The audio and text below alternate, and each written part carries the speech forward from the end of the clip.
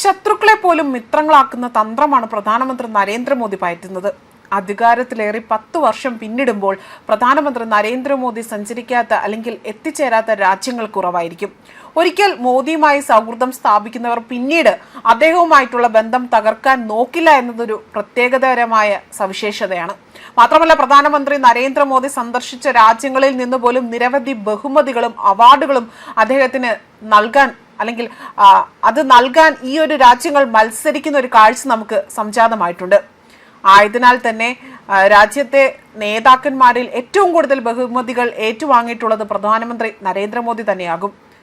അതായത് പ്രധാനമന്ത്രി നരേന്ദ്രമോദിയെ ആദരിക്കാനായി ലഭിക്കുന്ന ഒരവസരവും നമ്മുടെ ലോകരാജ്യങ്ങൾ പാഴാക്കാറില്ല എന്നതാണ് വസ്തുത. 25 രാജ്യങ്ങളുടെ പരമോന്നത ബഹുമതികളാണ് പ്രധാനമന്ത്രി നരേന്ദ്രമോദി അദ്ദേഹം ഈ ഒരു പദവിയിൽ എത്തിയതിനു ശേഷം നേടിയിട്ടുള്ളതും. ഇന്ത്യയുടെ ചരിത്രത്തിൽ ഏറ്റവും കൂടുതൽ വിദേശ ബഹുമതികൾ സ്വന്തമാക്കിയ പ്രധാനമന്ത്രി എന്ന റെക്കോർഡും നരേന്ദ്രമോദിക്ക് തന്നെ സ്വന്തമായി കഴിഞ്ഞിരിക്കുകയാണ്.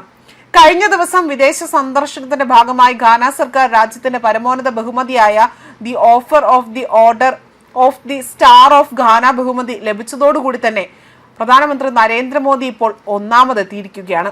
Grand cross the order of Makarios 3, Grand Commander of the Order, the Star and the Key of the Indian Ocean, Mauritius, Order Mubarak Ali Kabir, Kuwait, Order of the Honor, Greece, Order of the Center, Andrews the Apostolan, Russian Grants, Cross of the Legion of Mediterranean, USA, Order of the Said Award, UAE, Grand Collar of the State of Palestine, അതുപോലെ state order of ഗാന്ധി Amir Amanullah Khan Afghanistan, order of king Abdul Aziz Saudi Arabia തുടങ്ങിയവയാണ് നരേന്ദ്രമോദിക്ക് ലഭിച്ചിട്ടുള്ള മറ്റ് പരമോന്നത ബഹുമതികൾ. വിദേശ രാജ്യങ്ങളുടെ പരമോന്നത ബഹുമതികൾ നേടിയ ഇന്ത്യൻ പ്രധാനമന്ത്രി വിദേശ സന്ദർശനത്തിന്റെ ഭാഗമായി ഇന്നലെ ഘാനയിലെത്തിയ അദ്ദേഹത്തിന് ഇത്തരമൊരു ബഹുമതി ലഭിക്കുകയായിരുന്നു. അതിലേറെ സന്തോഷവാനാണ് പ്രധാനമന്ത്രി നരേന്ദ്രമോദി. കാരണം ഈ ഒരു ബഹുമതികളെല്ലാം തന്നെ നമ്മുടെ ഭാരതത്തിലെ ജനങ്ങൾക്ക് മുന്നിൽ അവരുടെ കാൽക്കൽ അർപ്പിച്ചുകൊണ്ടാണ് അദ്ദേഹം ഓരോ ബഹുമതികളും ഏറ്റുവാങ്ങുന്നത്. നമ്മൾ ഭാരത ജനതയെ മുന്നിൽ കണ്ടുകൊണ്ട് തന്നെയാണ് അദ്ദേഹം ഓരോ പ്രവൃത്തിയും ചെയ്യുന്നത്. ഇന്ത്യ എന്ന മഹാരാജ്യത്തെ 140 കോടി ജനങ്ങളുടെയും സവിശേഷമായ അല്ലെങ്കിൽ അവരുടെ അഭിലാഷങ്ങളെയും എല്ലാം തന്നെ സേവിക്കാൻ പറ്റിയൊരു പ്രധാന സേവകൻ എന്ന വിളിപ്പേരോട് കൂടിയാണ് നമ്മുടെ പ്രധാനമന്ത്രി നരേന്ദ്രമോദി ഇപ്പോൾ ആഗോളതലത്തിൽ പോലും അംഗീകരിക്കപ്പെടുന്നത്. അത് വലിയൊരു ബഹുമതി തന്നെയാണ്.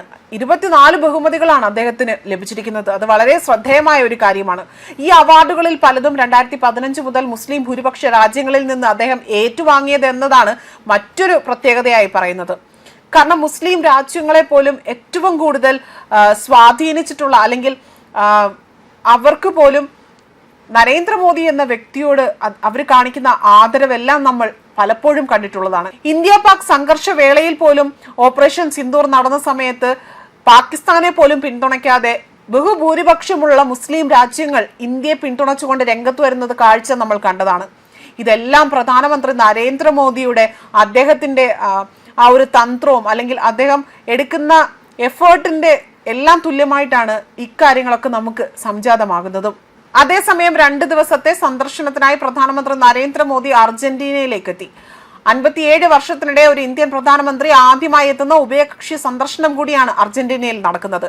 മലയാളികൾക്കും വികാരമായ അർജന്റീന ടീമിന്റെ മണ്ണിലേക്ക് ഇന്ത്യൻ പ്രധാനമന്ത്രി എത്തിയപ്പോൾ ആ രാജ്യത്തിന്റെ സർവ്വ ആദരവും അദ്ദേഹത്തിന് നൽകിയാണ് ഇവർ എതിരേറ്റതും.